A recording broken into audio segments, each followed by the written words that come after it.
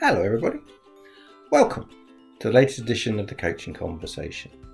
In this series, we're aiming to help business owners, business leaders and fellow coaches by sharing our experience and the experience of our guests who've coached people all around the world in all of different sectors and industries that you can imagine.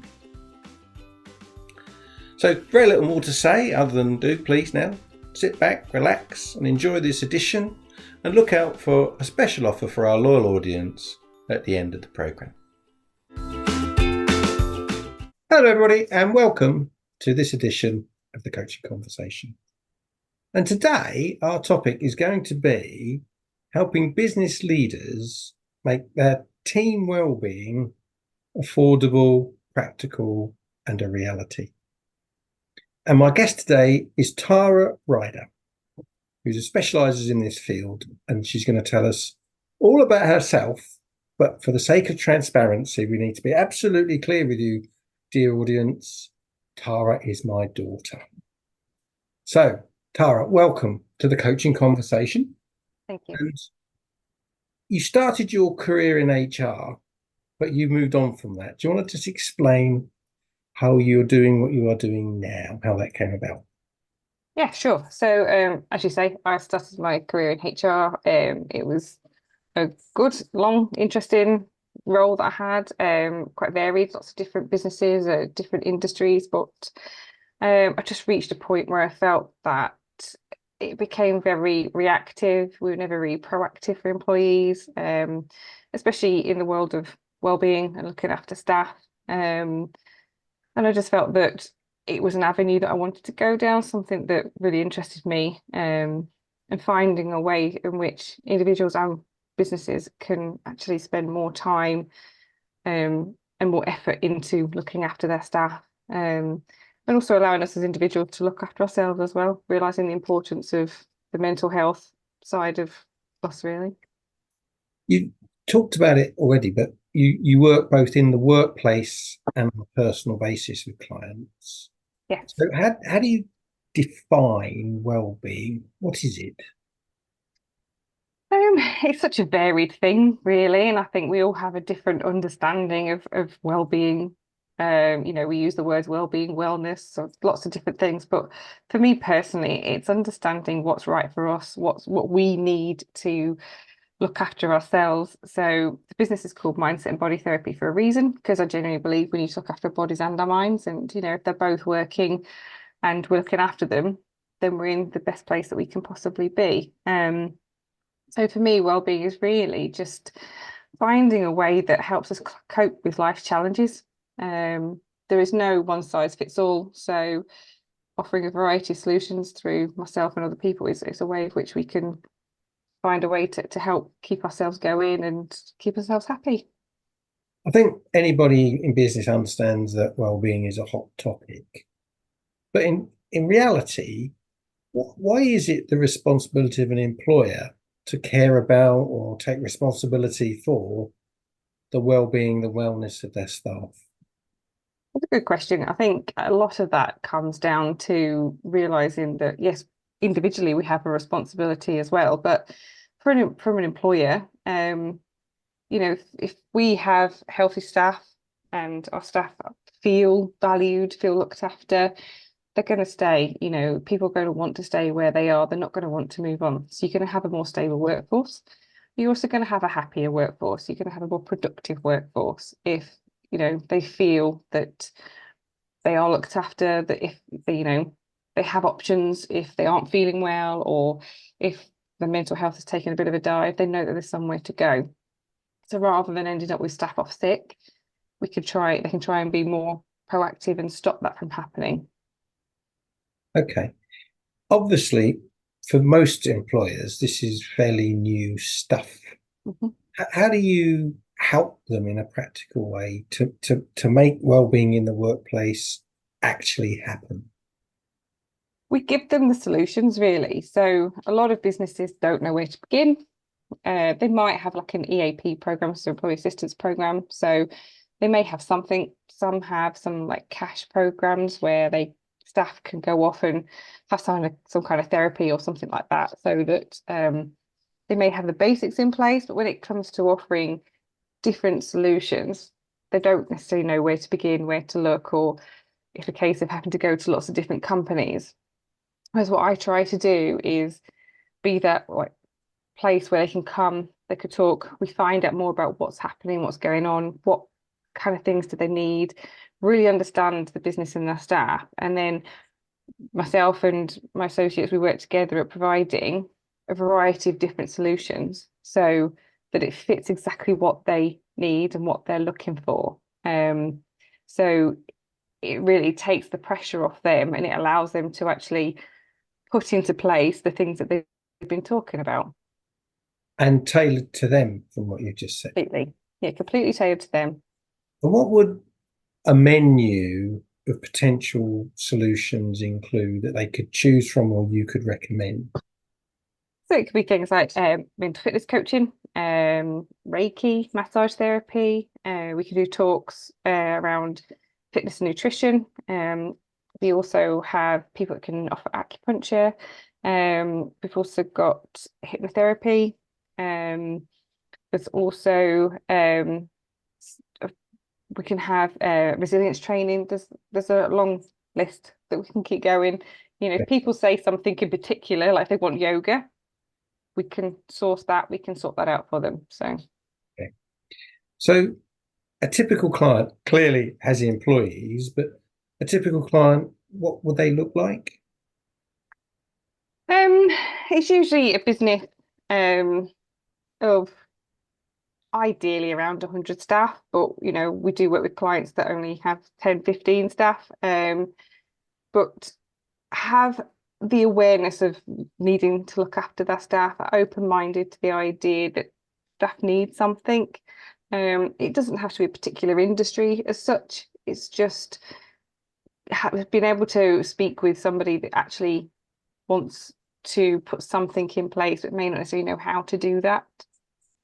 Does that have to come from the top, or can it be sponsored by, say, an operations leader or the HR leader themselves, or does it really need to come from the CEO, the owner, whoever that might be? Depends on the size of the business, but ideally, yes, from the top. But I do quite often speak to HR, occupational health. There's this new wellbeing role now that's being developed. So there are a lot of businesses that have someone who does take lead of the wellbeing side of their business. It can be the operations director. It can be, I've even spoken to facilities management before. So ideally, yes, high level, but generally it's HR, well-being, in that kind of space. Because this is so new, I'm sure there are people out there exploring different ways and not necessarily most reputably. What would be the sorts of pitfalls that you could identify potentially for employers and help them avoid them in the future? One of the big things that I always speak to people about is making sure that the people you're talking to actually have some kind of qualification. They have something to prove that they know what they're talking about. Also that they've got the insurances and things like that in place. Because we need to make sure that actually the information we're sharing, the services that we're offering are, valid, that they are what they say they are. We're accredited in those areas. So that's one of the big things. I'd also say don't just put anything in place. Really think about what it is that you need, and what is actually being asked for by staff. So whether there is a way of talking to your staff about giving options to them, because otherwise the last thing you want is them to not be taken up because it's not what people are really asking for. And the other thing is costs. Really think about the cost, because people think it's really expensive and it doesn't have to be. We can offer it from as little as £7 a person from a business perspective. So it doesn't have to be really expensive. So really do shop around as well, making sure you're getting the value for money, but you're getting the right service too. And I suppose, given the long menu of services and given the evolving nature of business, the solutions aren't necessarily set in stone. They evolve over time to meet different business needs as well. Is that what Yeah, you're thinking? yeah, definitely. I think, a lot of businesses come in with the idea of one thing, and they might take us up on one service, one therapy, and then they decide they want extra, and next time around they have a couple more and then a few more. But it's also from my perspective, I'm learning, I'm still finding out what else is out there, what's being asked for. So I'm always looking to develop the services that we offer so that we can really give a full range, and give people a great choice. Are you finding that employers that are really interested in this have a particular culture or a particular approach to their staff? Is that something that's becoming clearer to you? It is definitely. It tends to be businesses that already have an idea about what well-being means to them. So it's people who already have something in place, in the way of, it doesn't have to be a proper program or anything like that. It's just where they might do little bits to help staff out. It'd be where they're very open to having conversations with staff, if they're struggling. Um, and it's businesses who, the culture seems to be more around, they value their employees, they value that they need to look after them. It's more than just come in, do your job, go home. For them to be able to do that, they need to invest in them. Okay. And are you finding that there's a particular style to the business? It's a startup, or it's very mature, it's a family business, or it's a PLC? Is there any thread there? Um, I think it's been quite a mix, to be honest. I've not so far had many startups because often, well, I've spoken to them on an individual basis, but from doing it as a company perspective, it tends to be the small to medium sized businesses. Yeah, that's kind of like the area, really. Okay. And how long does your intervention with a client typically last? Not just the interventions themselves, but the actual program of support. How long does that last? It can last for as long as they need it to last, really. So there are some clients that I've been working with for nearly 2 years, with lots of different things being done.